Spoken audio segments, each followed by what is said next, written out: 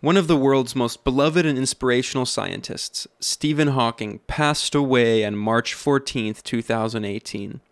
Hawking revolutionized physics and cosmology, and his tireless resilience in the face of adversity touched the lives of millions of people, leaving behind a formidable legacy that will influence not just science, but humanity as a whole for years to come.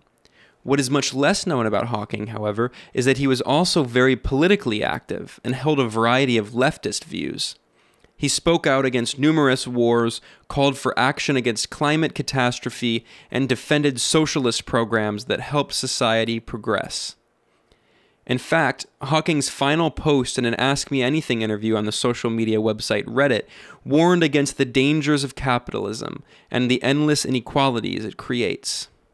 Everyone can enjoy a life of luxurious leisure if the machine-produced wealth is shared, Hawking wrote, or most people can end up miserably poor if the machine owners successfully lobby against wealth redistribution.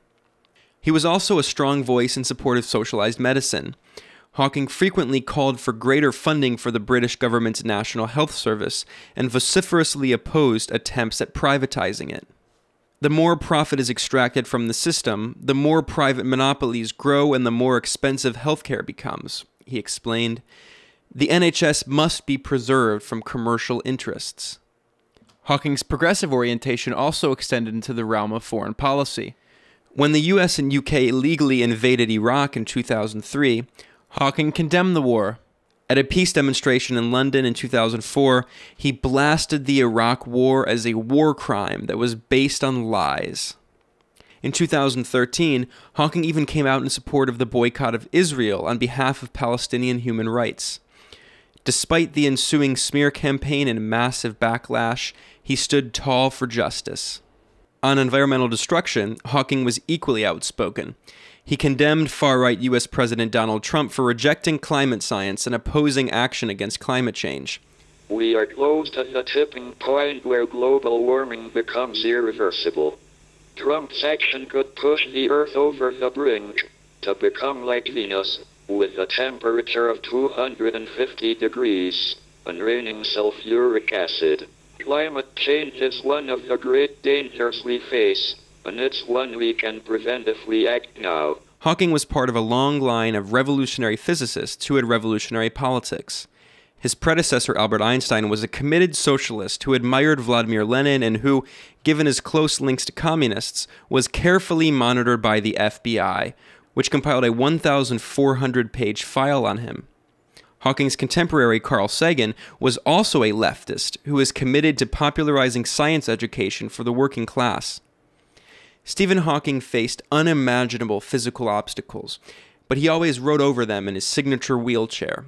In fact, the physicist regretted never having an opportunity to use that wheelchair to run over the toes of Britain's notorious right-wing Prime Minister Margaret Thatcher.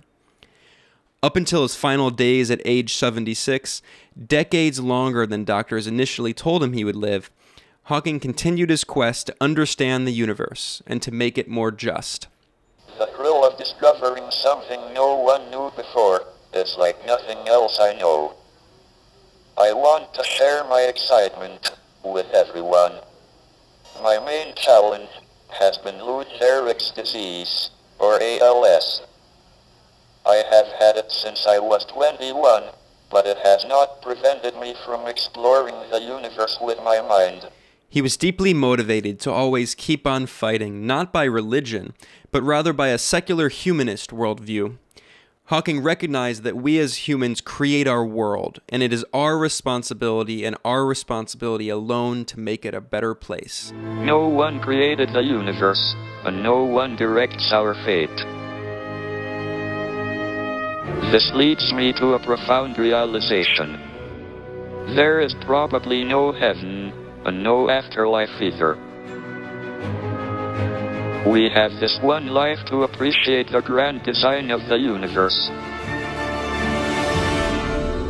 And for that, I am extremely grateful. Reporting for The Real News, I'm Ben Norton.